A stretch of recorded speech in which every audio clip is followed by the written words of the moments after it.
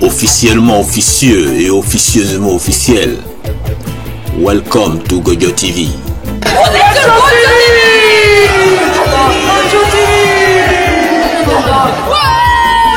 C'est tout un voyage, Gojo TV. Microphone politique. Qui a dit quoi? Simone la Fleuriel Zaki, les Bédouins. Oui, alors, moi je viens de faire un article qui s'appelle Syrie des champs, Syrie des villes, Syrie bédouine. Parce que en ce moment, je ne vais pas tout vous raconter l'histoire des tribus syriennes, d'ailleurs ce seraient les tribus de toute la région. Et en ce moment, tous les combats qui ont lieu autour de Deir Zor, ou autour à la frontière irakienne, sur l'Euphrate et sur des fleuves qui sont des rivières qui sont des affluents de l'Euphrate, c'est le territoire de la steppe syrienne. Et cette steppe syrienne, si on vous dit ah ben il y a des Bédouins en Syrie, on va nous dire oui ils ont des chameaux et ils vivent dans des tentes et c'est des pauvres gens. Mais les Bédouins de Syrie, comme sont liés d'abord à toutes les grandes tribus. À la fois de l'Arabie Saoudite et aussi même des limites avec la Turquie et de l'Irak, bien sûr, et que c'est un grand espace de communication, puisque c'est là aussi le long de l'Euphrate et le long des affluents de l'Euphrate, c'est ce qu'on appelle la Badia syrienne, avec différents mots, hein, suivant qu'elle est plus proche des villes et plus près de l'Euphrate. C'est d'abord une région aussi de culture, mais c'est une région où il y a tous les grands sites archéologiques qui témoignent de la naissance de la civilisation. D'accord. Et la naissance des villes en plus. Et c'est une région, c'est une région proto-historique, c'est-à-dire on y trouve à la fois les premiers habitats et jusqu'à les derniers, jusqu'à Palmyre par exemple. Jusqu'à aussi, il y a des sites, par exemple, il y a toute une région qui est au nord-est de l'Euphrate, qu'on appelle la steppe fertile, mais aussi c'est là où il y a tous les grands sites, tous les archéologues qu'on connaît, dont par exemple le mari d'Agatha Christie Malouane, mais tous les grands archéologues qu'on connaît, qui sont connus soit allemands, soit anglais, soit français, etc., ont créé une archéologie moderne. Ils ont commencé et au fait, ça date en gros, 19e, on peut remonter un peu, les premiers sites découverts, mais qui étaient plutôt pillés, enfin, où on envoyait les choses qu'on trouvait, on les envoyait dans les musées en France, etc. Mais l'archéologie moderne, qui fait un travail de recherche, de localisation des sites, des objets, de préservation des sites, de conservation et mise en valeur des sites, ça date vraiment du début du XXe siècle surtout. Et donc, toute cette steppe syrienne, avec ses populations, c'est vraiment un peu le centre de la culture, de nos cultures. Et c'est pour ça et en plus ces Bédouins, depuis qu'ils existent, d'abord qui se déplacent, donc ils étaient en contact de toutes les civilisations, aussi bien du nord, du sud, de l'est et de l'ouest, et bien ces Bédouins, ils recevaient chez eux tous les grands aventuriers, espions, archéologues, historiens, etc., qui se précipitaient tous dans cette région de l'Euphrate. Le Tigre et l'Euphrate, d'abord la Mésopotamie, et puis en plus, c'est devenu la région de parcours, et c'est devenu une région pétrolière. Ah, ça c'est oui. le mot Oui. clé. Alors, c'est la région des routes de la soie, avec tous les contacts que ça peut... D'ailleurs, les Chinois sont en train de refaire ces parcours des routes de la soie. C'est aussi la période des premières urbanisation et des premiers grands marchands. Hein. Au fait, les Bédouins, on parle des caravanes, tout le monde dit ah oui, mais c'est vrai, les chameaux, les caravanes, et on voit les longues files et les Bédouins qui marchent à côté des chameaux et tout. Mais après, les Bédouins, c'est devenu des caravaniers en grands camions. Ah ouais. Et oui, et au fait, le commerce se fait du nord de l'Europe, en passant par la Syrie à Bab el Awa, comme à la frontière turque, et s'en aller jusqu'en Arabie Saoudite, par la Jordanie et par toute cette région. Et c'est des centaines. Quand on passait maintenant à Bab el Awa, il y a quelque temps, maintenant on ne peut plus y aller parce que c'est une région qui est sous contrôle des djihadistes et de l'État islamique. On passait, on voyait des milliers, mais des files et des files de camions, des centaines de camions qui attendaient de s'en aller en Arabie Saoudite ou en Jordanie, chargés de tous les produits qui arrivaient, d'Hollande, de tout. Hein. Et donc on est dans une région qui est extrêmement vivante et qui a toujours été vivante, et avec des gens qui ne sont pas des demeurés. Après, ces Bédouins qui étaient un peu...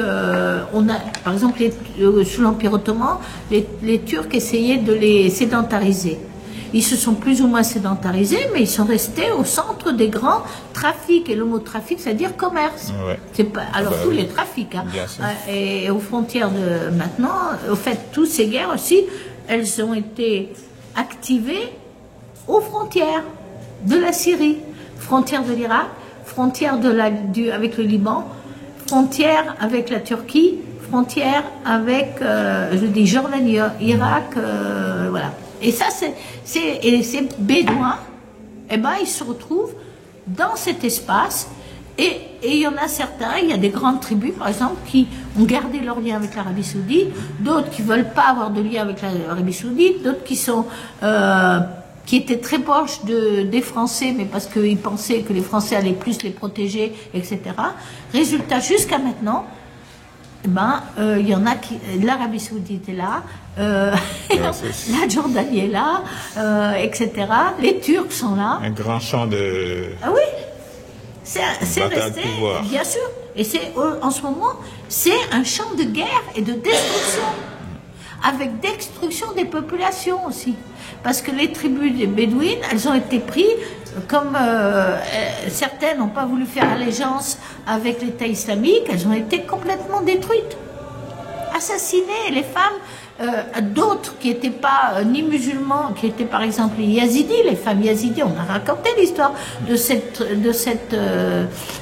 comment s'appelle, le parti religieuse Yazidis qui sont proches plutôt des Mazdéens, des religions iraniennes, etc. Et elles ont été décimées ces temps. Et elles sont sur les bords de l'Euphrate, sur les bords des affluents de l'Euphrate. Il y a 3 grands affluents de l'Euphrate qui sont très connus en archéologie. C'est le Bali, le Djadjag et le Kabour. Et ça, avec l'Euphrate, c'est le début de la civilisation. Jusqu'à maintenant, c'était des centres où se retrouvaient toutes nos origines. Et tout ça, c'est en ce moment détruit, pillé, fouillé. Les Bédouins sont déracinés puisqu'ils ne peuvent plus faire leur vie comme avant. Parce qu'ils restaient à la fois dans la vie économique, mais plus à moitié sédentarisés, proches des pouvoirs ou proches des grands pôles économiques de la Syrie, mais en même temps ils gardaient leurs racines, parce que les Bédouins, je veux dire, toutes les tribus, elles gardent leur attache aux tribus quand même. Et là, tout ça, c'est en train d'exploser. Voilà. Et encore ça, c'est juste un peu un début. D'accord. Mais vous savez, un dernier mot. Quand je parle quelquefois du nom de ces tribus, et ben, j'ai des amis qui me disent « Ah, mais au Yémen, on a le même nom. En Maghreb, tiens, on a aussi des tribus comme ça qui ont ce nom et tout. » Parce qu'ils ont beaucoup bougé aussi. Ils sont à l'international. Moi, j'ai dit, voilà, ils sont presque plus à l'international que les villageois de la région d'Alep ou de, je sais pas moi, des bords. Oh, encore que. Au fait, quand ils nomadisaient, par exemple, les tribus de l'Euphrate, elles nomadisaient jusqu'en Turquie ou jusqu'en Arabie Saoudite. Et quand ils nomadisent aussi du centre de la Syrie et vers l'Euphrate, ils vont vers la Méditerranée pour des questions de saison et de pâturage, etc. Et après, ils continuaient, c'est leur zone de vie. Voilà. Ok, merci. À bientôt. Alors, quelles sont tes photos qui ont été volées en fait? C'est quelques photos de ma série Japan Trip que j'avais prêtée dans un club photo que je ne nommerai pas. Ça ne mérite pas que j'en fasse la publicité. Et quand j'ai récupéré les tirages, il en manquait 4 qui donc ont été volés. Voilà. Alors que j'avais prêté les tirages, j'avais pas loué l'expo, j'avais prêté les tirages parce que c'était des gens qui s'intéressaient à la photo, qui n'avaient pas de budget, donc je trouvais chouette de pouvoir leur prêter les tirages. Mais voilà, du coup, je sais que j'apprendrai à faire attention une autre fois et je prêterai plus mes tirages, donc c'est un peu dommage. Pour tous les gens honnêtes qui. Mais bon, moi je peux pas me permettre de perdre des tirages signés, tirés par un tireur, numérotés. Même si c'était pas signé, numéroté, c'est vrai que ça m'a un petit peu décontenancé, mais bon, ça vaut pas trop loin. Je préfère parler de ce qui est positif plutôt que de ces choses-là. Et voici nos perles de la rue. Tu t'appelles? Moi, c'est Aboubacar Traoré. Et j'ai 22 ans. J'habite sur Paris. Et ça fait 1 an et demi que je fais du football freestyle. Sinon, avant, j'étais joueur sur un terrain, dans un club, au Paris Saint-Germain. Mais à cause de ma blessure, du coup, j'ai dû arrêter le football. Mais toujours pour rester dans le domaine du football, ne pas lâcher le sport, car moi, je vis pour le sport. Et du coup, j'ai commencé à faire des activités comme le football freestyle. C'est un mouvement tu joues avec toute la partie du corps en s'amusant. Le but, c'est de s'amuser et donner du bon moment aux gens, au public, pour passer un bon temps. Et voilà. Et je me suis inspiré de mes frères en regardant des vidéos. Du coup, dans ce domaine-là, toi-même, tu es ton propre entraîneur. Il n'y a pas besoin d'entraîneur ou quoi que ce soit. Du coup, pour regarder les vidéos, ça demande beaucoup d'heures d'entraînement et d'être physiquement au top. Voilà, c'est tout ce que je peux dire. Merci. En tout cas, merci. Merci beaucoup.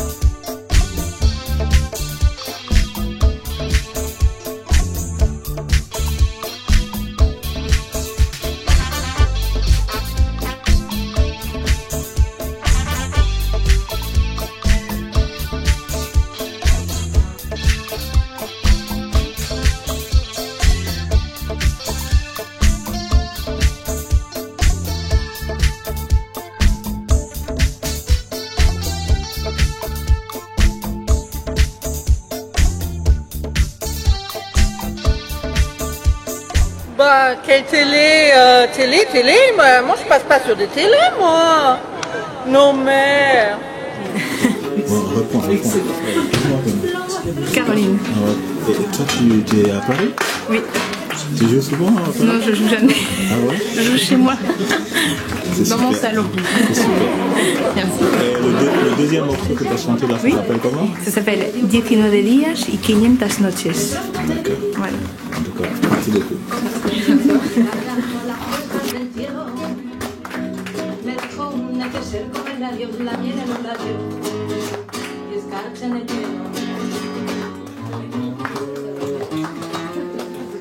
Tenía razón. Mis amantes, en eso de que antes el malo era yo, con una excepción. Esta vez yo quería quererla querer y ella no. Así que se fue.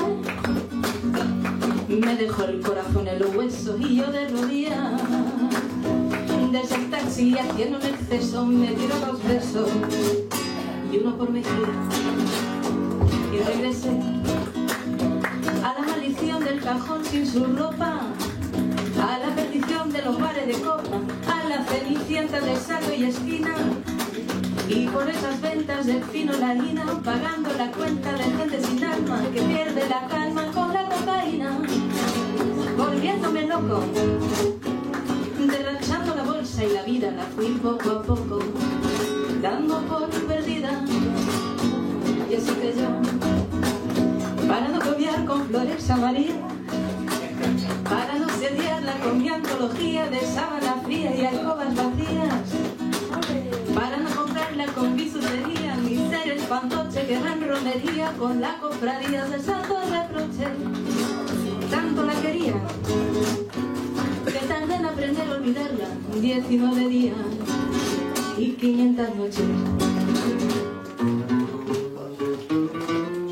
Dijo hola y adiós.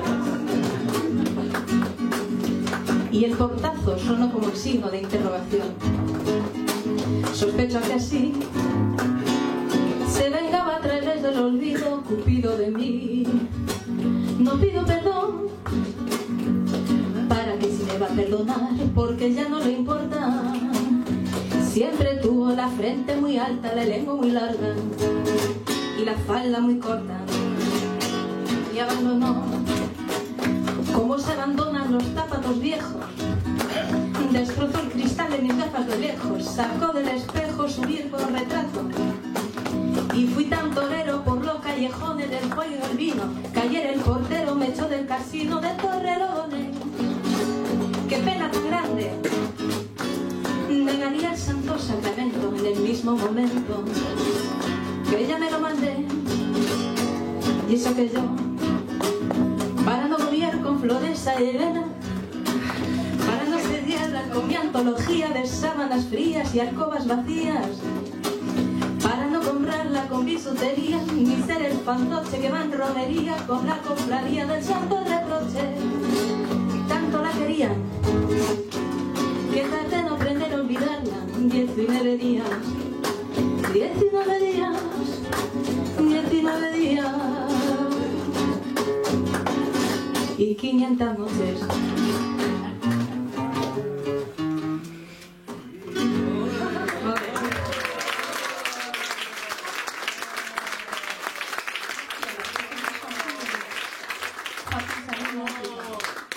Vamos a cantar un texto español.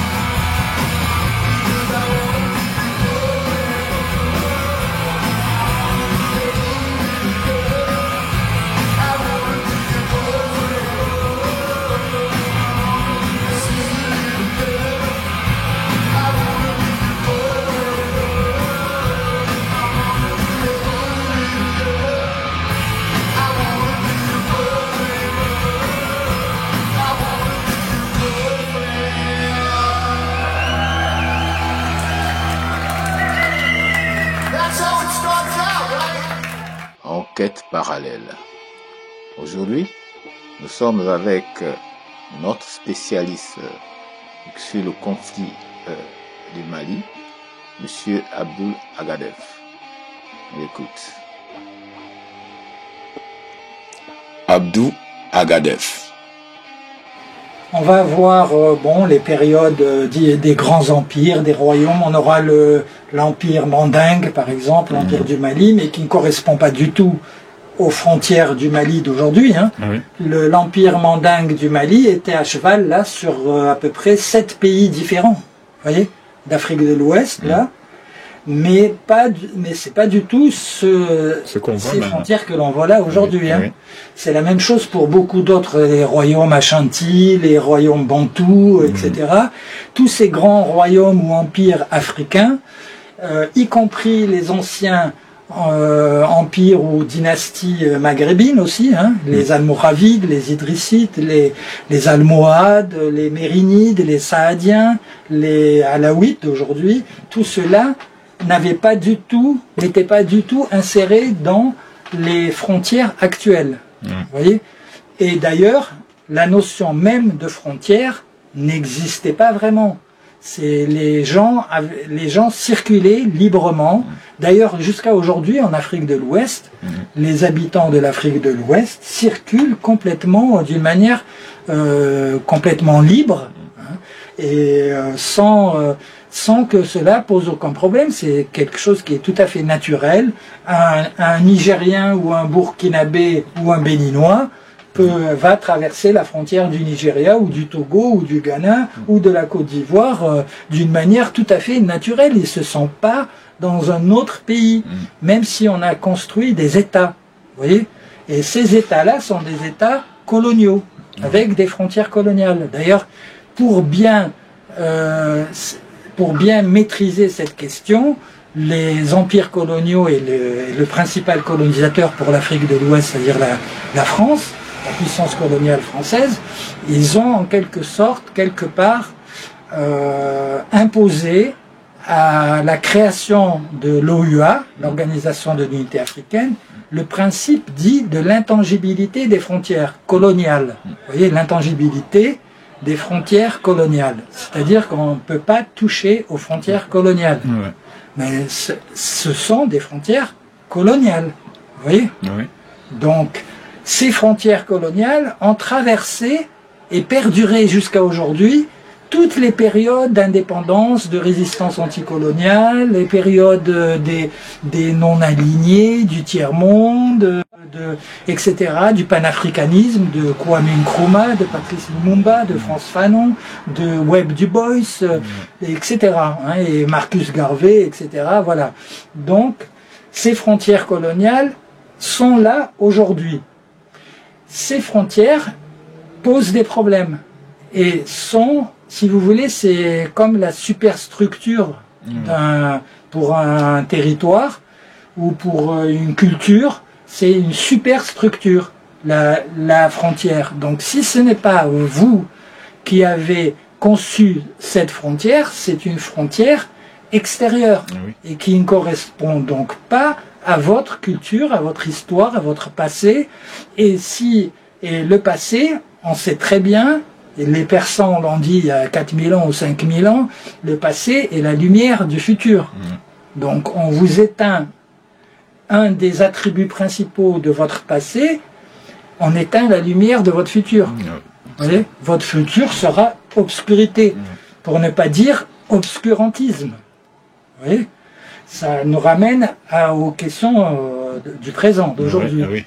Donc la question de la guerre du Mali, si on place le Mali, on voit que le Mali, c'est exactement comme pour le Maghreb du Nord, on voit une petite bande côtière de 200-250 km de large maximum, et ici on voit aussi que à l'intérieur du Mali, il y a l'équivalent pour le Mali, donc c'est le sud, hein, le sud-ouest du Mali, qui est vraiment, la seule région de tout ce grand Mali-là que vous voyez, héritière des anciens royaumes. Vous voyez, comme par exemple le royaume Bambara, mais le royaume Bambara est très récent, hein, il date de la période de Biton en Koulibaly, c'est-à-dire le fin XVIIIe siècle. Mais le reste, c'est, si vous voulez, un petit peu avec des régions qui se trouvaient au Sénégal, en Guinée-Bissau, en Guinée-Conakry, en Côte d'Ivoire, au Burkina. C'est ce qu'on appelait l'empire mandingue ou l'empire du Mali de Sundiata. Aujourd'hui, des gens parlent pour légitimer et donner un substrat historique à l'état du Mali colonial, avec ses frontières coloniales. On parle de Sundiata, mais Sundiata, non, elle n'est pas fondateur de cet empire que vous voyez là, hein, de ce territoire. Lui, il était dans toute cette zone-là, vous voyez. Par contre, zone qui a été divisée en 7 pays différents.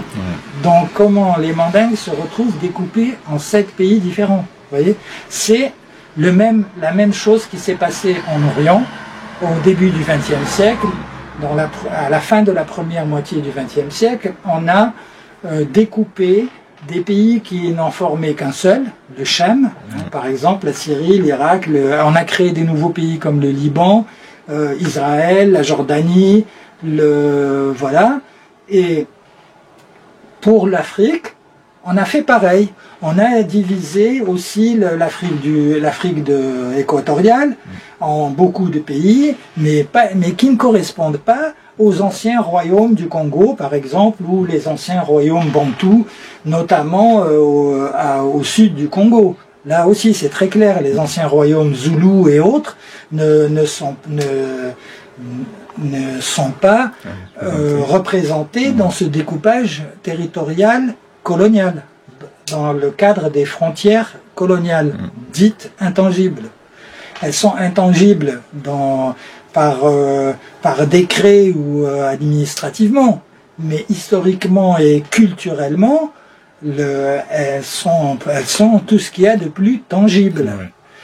Et c'est la même chose pour le Maghreb et toute l'Afrique du Nord, hein. C'est-à-dire Libye, Tunisie, Maroc, Algérie, Sahara occidental, Mauritanie, les 2 tiers du Mali, les 2 tiers du Niger, le Tchad, tout ça, c'était pas 7 pays différents aussi. Vous voyez, à travers même si ils n'ont pas toujours eu la même configuration, mais c'était des anciens empires, des royaumes dirigés par des dynasties différentes, hein, qui se succédaient ou qui se concurrençaient. Et puis il y avait aussi des petits royaumes locaux, des principautés qui pouvaient se former, comme voilà, beaucoup d'exemples, hein, qui existent. Et aucune de ces configurations, si on va dire de ces sociétés avec leur communauté et leur type de régime, si on peut dire, ou leur type d'État, hein, de royaume, aucune n'est représentée dans le découpage actuel. Vous voyez, l'Algérie n'a jamais existé comme ça, la Tunisie n'a jamais existé comme ça, le Maroc n'a jamais existé comme ça, la Libye non plus. La Libye, vous avez 2 tiers un tiers sud-ouest de la Libye qu'on appelle le Fezzan et la Kakous, qui pendant l'empire colonial était colonisé par la France. Pourquoi? Parce qu'il faisait partie de l'empire chérifien, qui était marocain. Donc il n'a pas été colonisé par l'Italie, mais par la France. Vous voyez, enfin voilà, même si on va prendre les frontières coloniales de l'Empire romain, puisque beaucoup d'historiens ou de géopolitologues actuels veulent faire l'impasse et passer du présent à la période romaine, tout le reste ça n'existe pas. Et pourquoi la période romaine? Parce qu'on tombe dans le romain, le latin et le grec. Vous voyez, donc tout ce qui est entre, que ça soit africain ou oriental, on le nie. C'est comme pour les anciennes dynasties des pharaons, entre l'Égypte, le Soudan, l'Érythrée, la Nubie, tout ça, il y a eu plusieurs dynasties sur des millénaires, dont des dynasties de pharaons noirs, africains, notamment en Nubie. hein, avec pour capitale Méroé. Donc ça aussi, on le nie. Ça aussi, c'est complètement nié. La même chose pour tous les grands savants grecs qui étaient en fait soit des Grecs qui ont vécu en Égypte du temps des pharaons. Donc c'est là où ils ont appris des techniques et des sciences telles que l'architecture, par exemple, ou la physique, ou etc.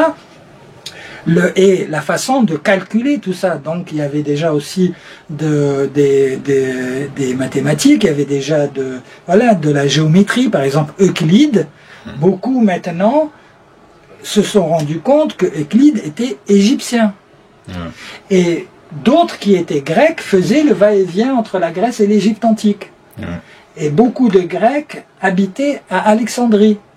Et c'est de là qu'il y a eu un transfert de technologie pour l'époque, hein, entre en fait l'Égypte, mais l'Égypte qui représentait une partie de l'Afrique, puisque l'Égypte ancienne, elle arrive jusqu'au Grand Lac, vous voyez. Donc c'est un grand ensemble. Donc cette Égypte-là, avec les Grecs qui venaient en Égypte, opère un transfert de technologie de l'époque entre l'Afrique et l'Europe, c'est-à-dire la Grèce antique. Vous voyez, c'est là on replace les choses dans leur contexte.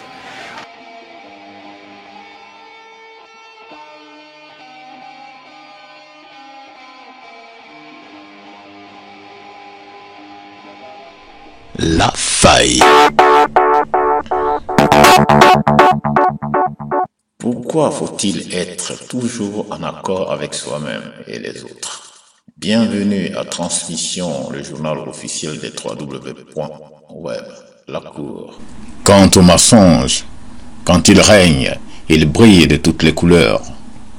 Mais quand la vérité apparaît, le mensonge disparaît, car le mensonge est éphémère et la vérité éternelle. Merci de votre attention. À bientôt. Yes, I, Daddy Ramsey Sai, il y a un endroit où j'aime aller, c'est à la maison du reggae.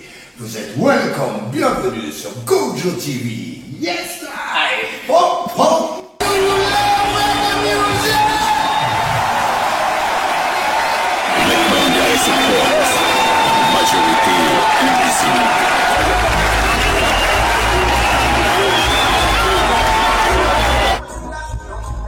Bonjour, c'est Loala pour vous montrer le mini-festival reggae.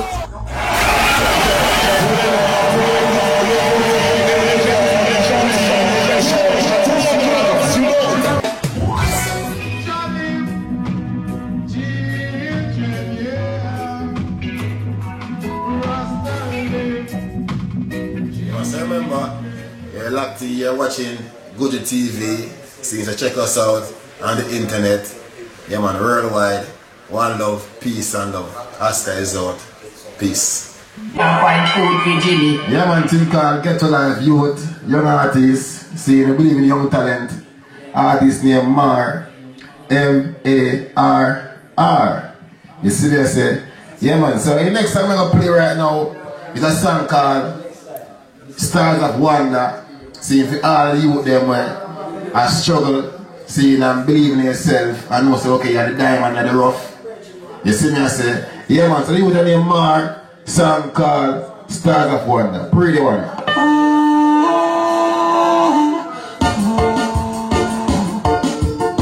It's getting fiery, fire in the valley. The living sun boy is getting fire in the valley, fire in the valley. Stars of Wonder, I do it from young. Diamond in the rough, time put goes to the ground. Just never do it, so look at the outcome. It's so nice to send out on a Solomon sound. Bring the praises, knows I'll be all the blessed, so come down. Coming from the core, you cut to the core. Like an eagle from the bottom, let's pick the push a sword. Long gone the days me used to see. Virgin put on the pot, I say everything sure. Everything sweet, rotten out your teeth. It's the thing about the lean, I like money. Have to beat to keep the leave it till you need.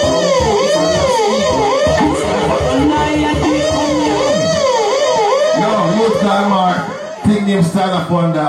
brand new artists out of Jamaica right now. Let's get familiar with the youth. M-A-R-R. See, for Facebook it's Mar Music. Start of Wonder.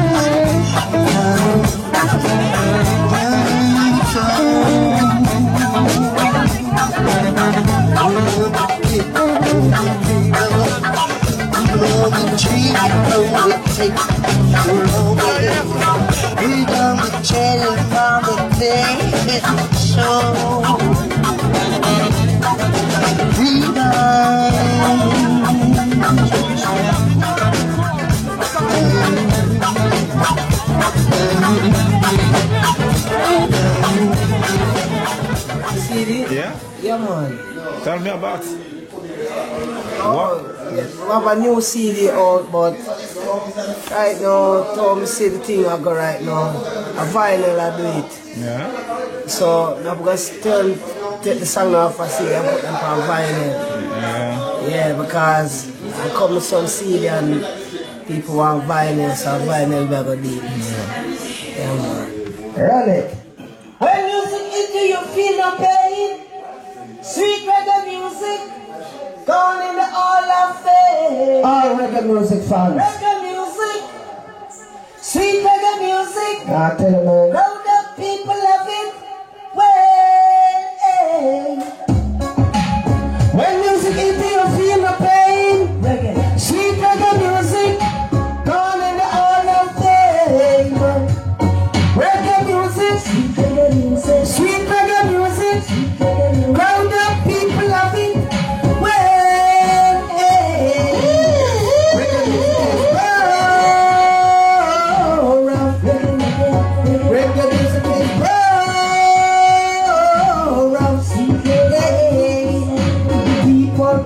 Keep on skanking, keep on jumping, keep on dabbing, keep on moving, keep on grooving, keep on clapping, keep on skanking. Passy, passy, come bubble with me, cause now gonna make you feel so quiet. Le son général. Move your hands and feet. Yes. Rock your body to the sweet reggae beat. Put it up, man.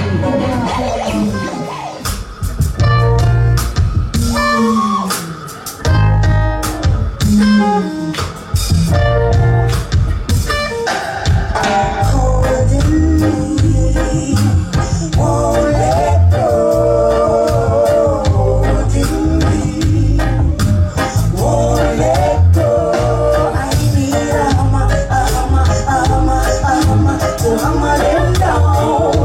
I need a hammer